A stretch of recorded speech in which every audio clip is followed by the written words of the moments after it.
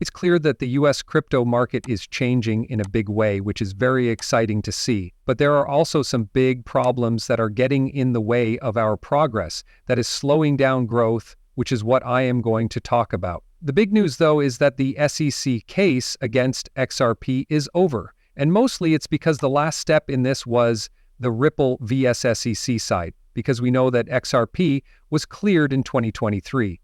And the case is now, pretty much over. That is what we are going to talk about. We're going to deal with it. Let's get right to the first big news I want to talk about, which comes from Brian Armstrong. He is the CEO and co-founder of Coinbase.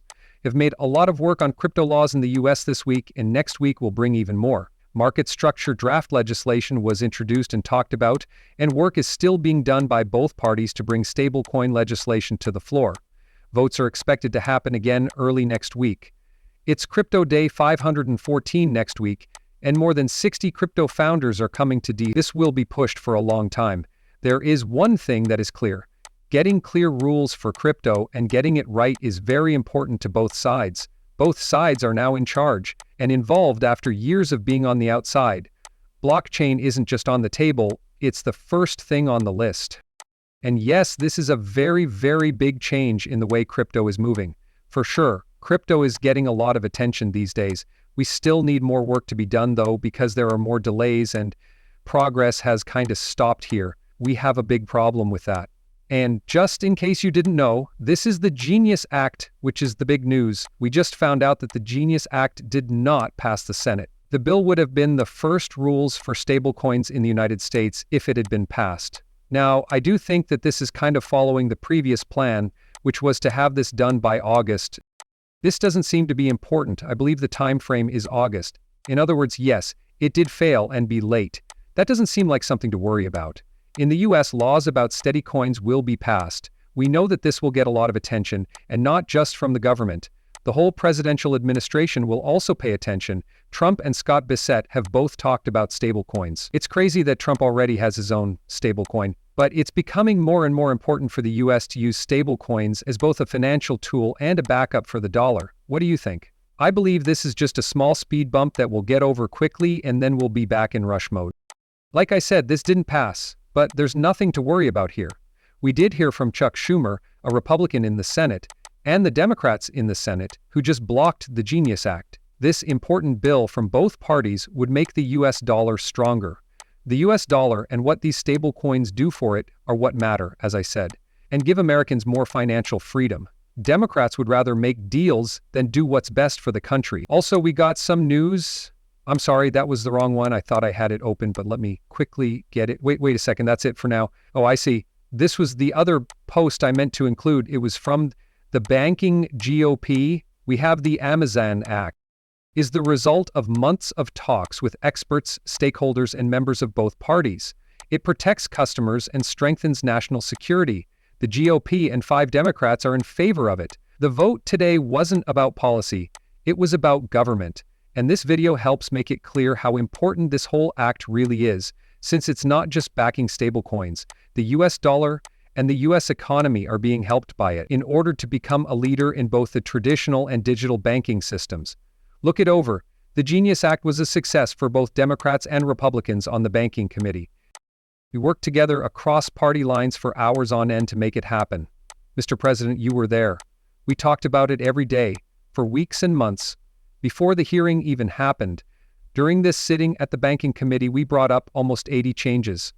In the banking committee, we decided on 40 changes.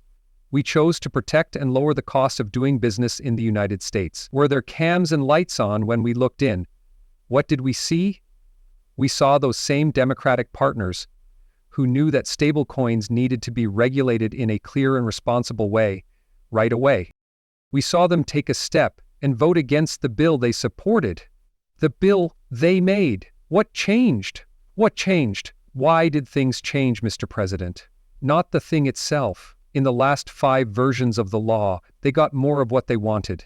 Things changed because of politics, Mr. President. Not the strategy, not the law, and not the substance. Politics.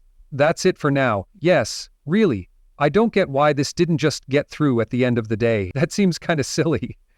But as I already said, I think this will be passed by the end of the summer. It kind of fits with the first timeline that Trump put out, and we also heard from David Sachs about this a while ago. That's why we should have stablecoin laws by the end of the summer. This will make the stablecoin market in the US possible. Also on top of that, the big news is that the SEC governor announced the deal with Ripple, Brad Garlinghouse and Chris Larsson. Both sides have decided that Ripple will pay $50 million 0 cents of the original $125 million 0 cents fine and get the rest of the money back. If the court agrees to lift the order against Ripple, both sides will drop their appeals. This is something to look forward to if we get this all over with by the end of the month, which I think will happen pretty much as planned. And even over here, we have SEC versus Ripple XRP breaking from James K. Fallon. The letter of settlement from the SEC Gov has been sent in. After what he said, these are the next steps we're going to take. So Judge Torres needs to give a hint about whether the court would first lift the order and free the money from escrow, with $50 million 0 cents going to the SEC and the rest going back to Ripple. 2.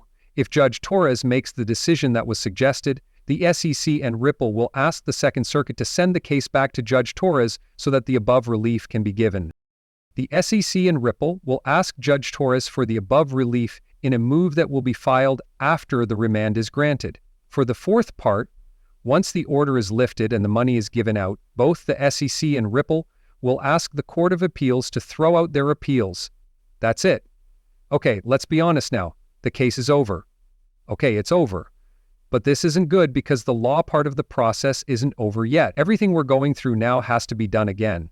But the truth is that none of this is stopping Ripple from making big deals with institutional players, forming relationships, or even growing in the US. I don't think anyone is really worried about this case right now. I believe that this news alone is a strong sign that this case is pretty much over. Now we got a report from Fred Rispoli. Again, I'm not a lawyer, so I'm more interested in what the lawyers have to say about the law side of things. I don't work as a lawyer. When we look at this, we should know what's so great about the settlement deal that a certain Mr. doesn't show up at all. To Nero. I hope I have the right pronunciation of that guy's name. We've heard from him before, I'm sure. Although, to be fair, he has had a really hard time keeping the IT room at the right temperature. You can't just leave that alone. Yeah, listen, this is definitely something we're thinking about in terms of these other lawyers or big names who were involved in the process. Now that this case has reached this point, I don't think we have to wait too long for everything to be taken care of.